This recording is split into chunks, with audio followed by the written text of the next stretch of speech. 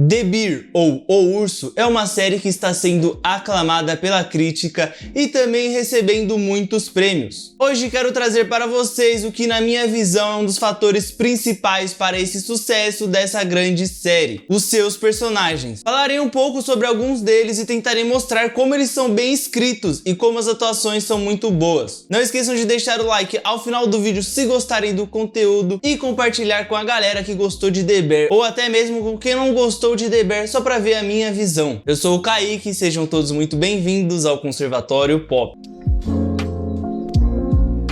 Antes de passar para os personagens em si, eu quero dizer que esse não é o único elemento que torna essa série maravilhosa, mas também a direção, que é muito dinâmica e passa uma visão daquela pressão que é trabalhar nessa cozinha, que parece aquela cozinha sob pressão. Aquela série de culinária ali, Cozinha sob pressão, é muito idêntico isso. Com cenas muito frenéticas e a câmera conseguindo acompanhar todo mundo enquanto fazem as suas tarefas naquela cozinha. A direção dessa série é muito boa, principalmente no episódio 7. O roteiro eu também acho muito bom. Claro que isso está mais atrelado aos personagens, né? Mas eu acho que mereceu destaque para esse roteiro, pois eles conseguem contar uma história muito boa e coerente em poucos minutos de episódio. E quando acaba o episódio, você já quer um novo. Mas sem mais delongas, vamos agora para o tema principal desse vídeo, no qual eu falarei sobre 7 personagens que, na minha visão, têm mais destaque durante a série toda. Eu posso estar esquecendo alguém, claro, então se eu já esqueci, deixem aí nos comentários. Mas essa é a minha visão dos personagens ali que eu acho que tem mais destaque. Alguns têm um pouco menos do que outros, mas ainda assim tem um destaque. E não esqueçam também de se inscrever no canal aí e vamos lá.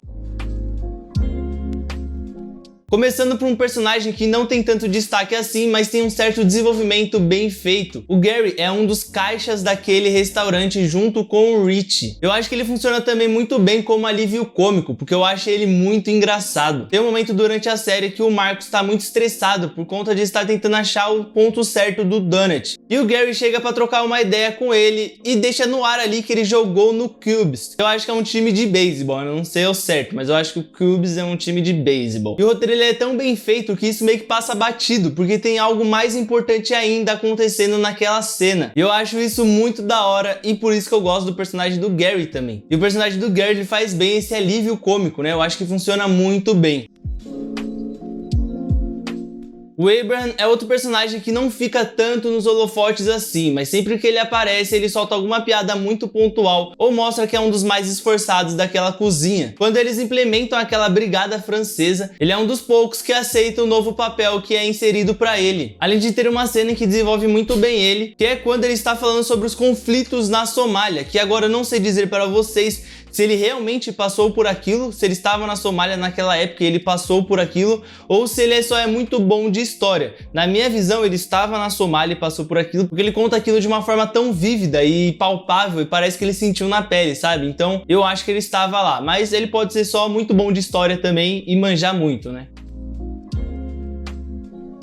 A personagem da Tina também está muito atrelada à personagem da Sydney, pois elas travam uma batalha de respeito ali durante a série. Enquanto a Tina está há muito tempo naquela cozinha e diz que sabe fazer de tudo, a Sydney é uma jovem que chega nesse ambiente já muito estudada e diz que tem ideias para melhorar aquela cozinha. Eu creio que a Tina se sentiu ameaçada pela Sydney, afinal de contas a Tina fazia as coisas da sua maneira e ninguém reclamava, ninguém falava que ela estava fazendo errado ou dava uma sugestão do que ela deveria fazer. E isso fica muito presente na cena das batatas. A Sydney fala para ela fazer de um jeito e ela vai e faz de outro. E quando ela leva esse purê de batatas que ela faz para a Sydney provar, para ver se passou ali no crivo da sous-chefe e ser servido, ela esperava que a jovem fosse falar que estava ruim e mandar ela refazer do jeito dela. Mas quando a Sydney diz que ficou bom, a Tina fica feliz e passa a respeitar um pouco mais a Sydney, porque ela vê que a Sydney não tá ali só de babaquice, né? Ela tá tentando melhorar realmente o restaurante, ela não quer que as coisas fiquem 100% do jeito dela, ela só quer ajudar a melhorar e tudo mais. Mais tarde nós vemos como ela diz para a Sydney que aprendeu muito com ela e que ela ensina muito bem. Então ela começa a ter mais esse respeito pela Sydney, não em hierarquia de cozinha, mas sim como pessoa, que é algo muito mais importante. Você respeitar a pessoa pessoalmente do que profissionalmente, né? Sem contar que a Tina tem ótimas cenas com o Carm e também com o Rich,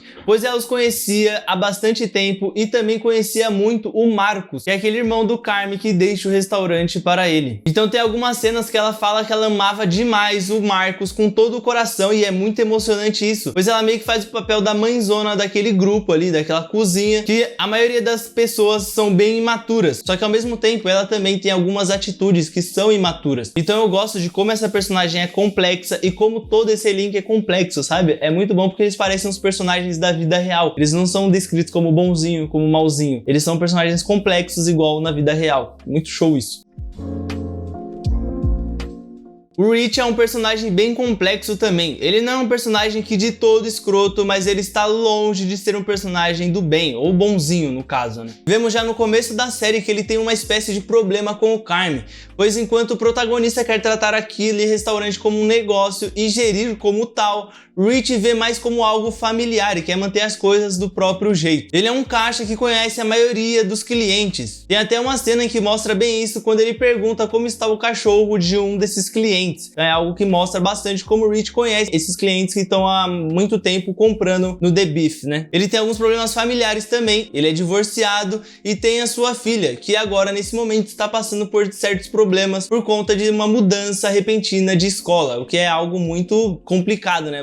Quando você é criança, você mudar de escola assim, você perde todos os seus amigos, até você criar novos amigos é mais complicado, né? Tem uma cena muito bonita no carro entre ele e a Cid, que ele fala sobre isso com água nos olhos, e é algo muito da hora. E dá pra perceber como ele está sofrendo com aquilo, como ele sofre pela filha dele estar passando por aquele momento. A atuação dele e de todos são excelentes e faz com que esses personagens ganhem mais vida ainda. Então parabéns aos atores e atrizes aí dessa série aqui, estão de parabéns. E eu falei que o Rich tem um problema com o Carme, ele também tem um problema com a Cid, pois ela representa a mudança de algo novo e melhor, enquanto ele só quer aquele conforto que aquele ambiente mais familiar o proporciona. E tem bastante cena em que mostra essa rixa que ele tem com a Sidney, que às vezes é até desleal, pois ela só quer ajudar a melhorar o ambiente, e ele vai lá escrotizando, escrotizando e escrotizando, né? Mas é desleal demais. E tem um momento que mostra muito bem isso, que é a cena em que a Tina, que já está bem de boa com a Sidney, está cozinhando enquanto o Rich está enchendo o saco dela com histórias e tudo mais. E a Cid pede para ele parar porque ele está atrapalhando a Tina, e o Rich começa a gritar com a Cid. A Tina leva ele para fora do The Beef e dá um esporro nele. E aí nesse momento ele percebe que ele perdeu a Tina também para aquele modelo de negócio, que não é mais familiar e sim um negócio propriamente dito, né? Mas lógico, continua familiar, é porque o Rich também, ele, né, exagerou um pouquinho ali e tudo mais, né? Isso é algo que eu acho que vai ser bem abordado nessa segunda temporada, pois por mais que a série termine bem, eu acho que ainda vai ter mais conflitos a serem desenvolvidos entre os personagens. Indo agora para o meu personagem favorito da série, muito por ele ser o confeiteiro, e eu adoro um bolinho, né? Quem não gosta também. Mas também por ele ser um cara extremamente legal e gentil. O Marcos, ele é tão esforçado que isso chega a ser uma obsessão para ele, de alcançar a perfeição e tudo mais. Pode ser por querer agradar o Carme ou a Cid, ou os dois, né? Ou só por ser o jeito dele mesmo de buscar a perfeição sempre. A sua vontade de se aperfeiçoar é tanta que ele começa a estudar outros donuts de outros lugares para encontrar o ponto certo e o donut perfeito. Ele pega um livro de cores emprestado com um amigo para achar uma cor que seja certa para os donuts. É um cara que tá fazendo o dever de casa ali. Além, claro, de uma coisa que é horrível e que eles não deveriam fazer, mas não dá para julgar ele, pois acontece muito em empresas, inclusive em empresas de jogos. Eles têm até um nome para isso que eu acho que é crunch. Eu não tenho certeza, mas se eu não me engano o nome é crunch, que é o ato de trabalhar tanto que você é obrigado a dormir no seu trabalho e acordar no dia seguinte e voltar a trabalhar, sabe? Então você fica, você trabalha das 8 às 10, aí, pô, não vou pra casa, eu durmo no trabalho, acordo e já vou trabalhar de novo. No caso do Marcos, ele quer economizar o tempo do transporte para chegar na perfeição das coisas o quanto mais rápido possível. E isso não é algo que deve ser romantizado de jeito nenhum, não é algo a ser admirado, isso, porque isso não devia acontecer de jeito nenhum. Lógico que o capitalismo força algumas pessoas a isso, né, como esses funcionários de empresas de jogos, porque se eles não fizerem isso, eles vão ser demitidos. E, né, regulamentação de trabalho não existe, né? Mas os caras são forçados a fazer isso para não serem demitidos nesse mercado que é muito concorrido. Porém, isso não deveria acontecer e não deve ser de maneira nenhuma ser romantizado. Isso é algo muito ruim para o funcionário em si, né? E já chegando no 7º episódio, que pra mim é o melhor da série, vemos como ele quer a aprovação do Carme ou da Cid. Pois quando tá todo mundo correndo, maluco ali, ele vai até o Carme para dizer que finalmente achou o ponto certo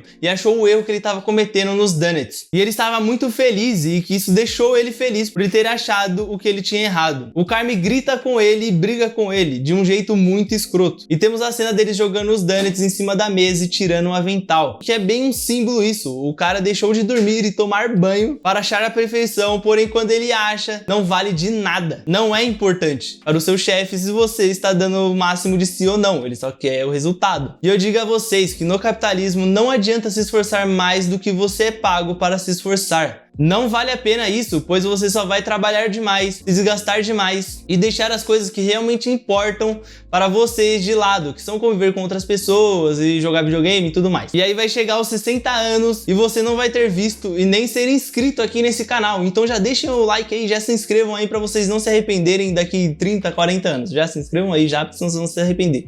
E pô, não se esforcem mais do que vocês são pagos para se esforçar, porque o capitalismo não vai te recompensar nunca. A Sydney ela é muito talentosa e muito esforçada, mas eu acho que a sua maior característica é a sua inteligência, muito somados aos estudos que ela possui também, porque ela é uma das pessoas mais capacitadas daquele ambiente. Ela tem um currículo maravilhoso e invejável, ela trabalhou em diversos lugares muito renomados e ela estudou muito sobre culinária, sobre cozinha e tudo mais. E por que ela decide trabalhar no The Beef, que é um restaurante ali mais familiar e tudo mais ali? Ela decidiu trabalhar lá porque era o restaurante favorito do pai dela e ela também sente que pode fazer a diferença naquele restaurante. E ela queria isso, ela não queria ser só mais uma, ela queria fazer a diferença e melhorar algum restaurante. Apesar das ideias dela serem excelentes, ela quer que as coisas sejam feitas na prática e na hora dela, o que faz com que o relacionamento entre ela e o Carme, ou até com outros personagens, vão se desgastando ao longo do tempo. Mas realmente as ideias dela são muito boas, tem até uma página que ela fala pro Carme que eles estão trabalhando igual maluco, que não deveria acontecer isso, eles estão trabalhando tipo das 8 às 8, eles não precisam fazer isso, eles podem, né, trabalha no almoço, fecha, aí trabalha na janta e fecha de novo, vai todo mundo pra casa ficar suave, tá ligado? E realmente ela fez um plano sobre isso, ela pega um livro, ela dá o livro pro Carme, só que o Carme fala, não dá, não tenho tempo, isso daqui não vai dar certo, blá blá blá blá. O que é muito escroto do Carme também, né? Não ouvir as ideias da Cid, porque ela tem ideias muito boas. O problema é que ela quer que sejam implementadas na hora, sendo que precisa de um tempo, um processo e tudo mais, né? Porque você não tá trabalhando com robô, tá trabalhando com pessoas também, né? Aí tem que pensar nisso também. E quando ela chega nesse restaurante, ela não tenta dar uma carteirada e dizer que é melhor que todos ali, que é mais estudado e tudo mais. Ela procura realmente ajudar as pessoas, principalmente a Tina, que tinha uma rixa com ela. A Cid não tenta se impor acima de todos os outros, mesmo ela sendo a sous-chefe, que é meio que a segunda no comando ali. Principalmente para o personagem do Marcos, né? Que ela deixa ele bem confiante para fazer as coisas. Enquanto o Carme diz que ele tem que fazer os bolos para vender, a Sydney diz que ele pode usar um tempinho ali para aperfeiçoar as técnicas do bolo e também os donuts. Até o Abraham diz isso para ela, que ela deixa ele confiante, e isso é muito importante, você manter os seus funcionários confiantes, você manter ali o seu pessoal confiante para que eles consigam desempenhar a melhor função possível e tudo mais. A Tina mesmo diz que depois que ela começou a aceitar mais a Cid, ela se tornou uma pessoa melhor no que ela faz. Lógico que a Cid ali no final da temporada dá uma chapada, né? Ela fala pro Rich que a filha dele tem desprezo por ele, que não tem orgulho dele, que ele é um merda e tudo mais, e até mesmo que sem querer esfaqueia ele ali, né, e tudo mais. Então acho que ela dá uma chapada aqui, mas pô, ela tava numa pressão gigante ali, todo mundo xingando ela, então ela já chegou no limite dela. Tem até uma cena em que ela tá parada assim, ela tá com a perna balançando, aí ela vai embora, né? E pô, também estresse assim, você não precisa passar por esse tipo de estresse, né? Coisa de idiota.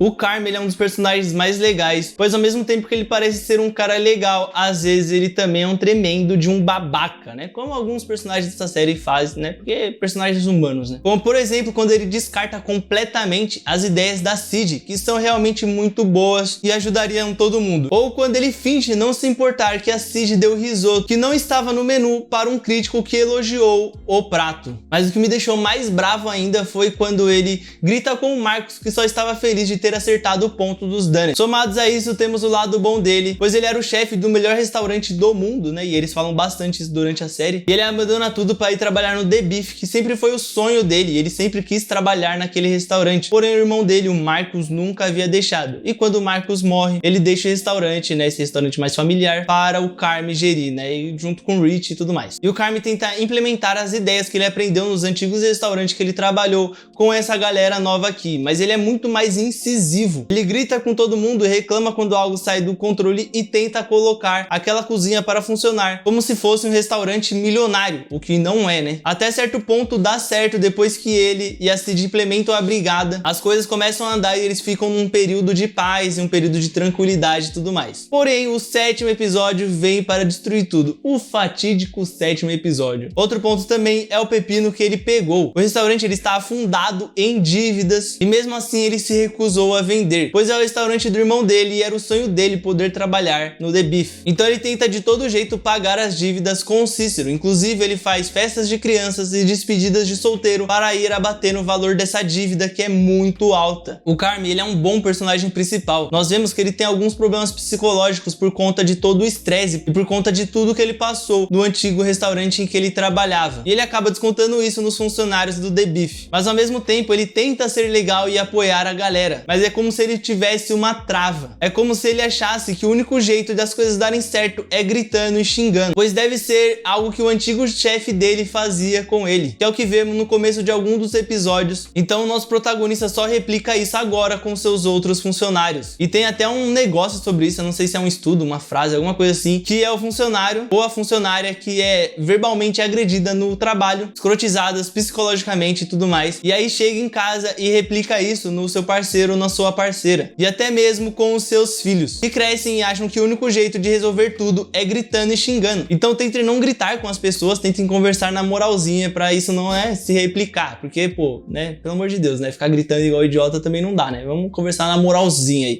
Então foi isso, essa é a minha visão sobre os personagens de The Bear. Deixem aí nos comentários o seu personagem favorito e se discordam também de mim, deixem aí porque eu acho muito legal conversar sobre isso, gosto desse tipo de discussão, a gente vai entendendo mais sobre os personagens ao longo da nossa conversa. Não esqueçam de curtir o vídeo se gostaram do conteúdo, pois ajuda a chegar a mais pessoas que gostaram de The Bear e querem ver a minha visão sobre os personagens dessa série maravilhosa. E também se inscrevam e ativem o sininho, assim não perdem nada do canal que tem bastante conteúdo sobre filmes e séries de modo geral. E convido também vocês a verem os outros vídeos do canal que tem bastante conteúdo também. Talvez vocês possam gostar de algum deles. Então entrem no canal aí e assistam os outros vídeos que tem bastante vídeo muito legal. Também nos sigam nas redes sociais, no Instagram e no TikTok, no qual eu posto vídeos ali curtos de até 1 minuto ali sobre curiosidades, né? Curiosidades rápidas sobre vários assuntos da cultura pop, Game of Thrones, Senhor dos Anéis, The Last of Us, várias coisas, vários conteúdos lá, curiosidades rápidas e muito mais. E também no Spotify, no qual o Matheus e eu temos um podcast com mais tempo a abordar os assuntos da cultura pop, mais curiosidades e conteúdos exclusivos. E também, claro, né, sempre opiniões duvidosas. Os links estão todos aí na descrição. Muito obrigado e até a próxima.